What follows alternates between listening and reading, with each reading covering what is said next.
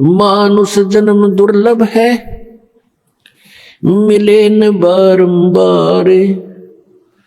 तरवर से पत्ता टूट गिरे, वो बहुर न लगता डार।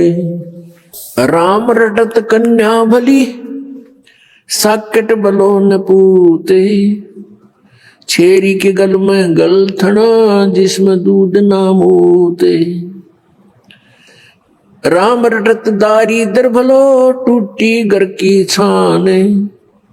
वो कंचन महल किस काम के, जा भक्ति नहीं भगवान। राम रटत कोड़ी भलो, चू चू पड़े जो चाम। वो सुंदर शरीर किस काम का, जा मुख नहीं नाम। कबीर जिह्वा तो वाहे भली, जो रटे हरि नाम। नहीं तो काट फेंक दियो, ये मुख में भलो ना चाम। ये मानव शरीर परमात्मा ने हमें कल्याण कराने के लिए दिया है, मोक्ष प्राप्ति के लिए दिया है। इसका यथार्थ ज्ञान ना होने से हम दुरुपयोग करते रहे, केवल इससे अपने निर्वाह के लिए ही इसका प्रयोग करते रहे। जो क्रियाएं हम भक्ति को छोड़कर, सत साधना को छोड़कर अन्य जो क्रियाएं करते हैं, वो पशु भी करते हैं, पक्षी भी करते हैं, सभी प्राणी करते हैं। तो मनुष्य में और अन्य प्राणियों में फिर भिन्नता क्या रही, क्या आवश्यकता थी इस मनुष्य जीवन की? पुण्यात्माओं, ये मनुष्य जीवन केवल ये कोठी बंगले फैक्ट्री लगाने के लिए, बनाने के लिए नहीं मिला था।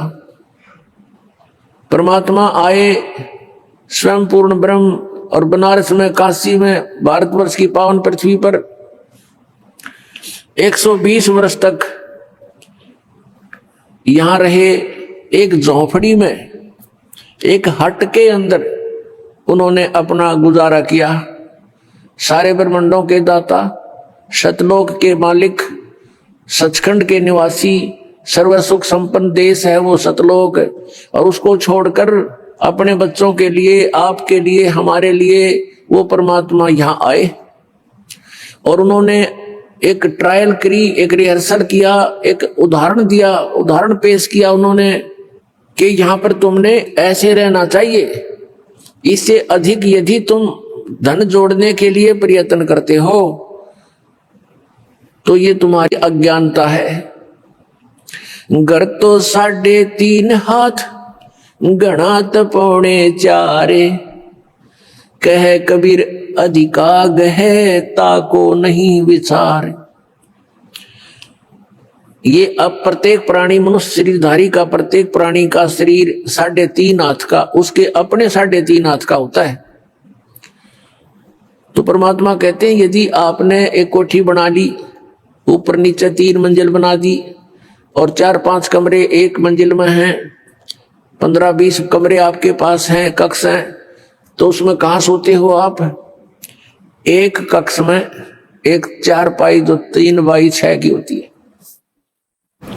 उसको किसी कोने में डाल ले उस कक्ष के कमरे के, बाकी कोठी व्यर्थ है।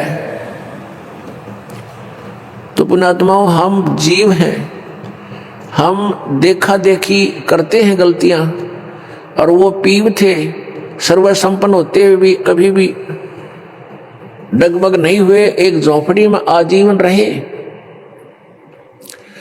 वो ये दिखाना चाहते थे यदि तुमने कल्याण कराना है तो यहाँ की सब आवश्यकताओं को मिनिमाइज करो, बहुत कम बनाओ, कम करो, और ये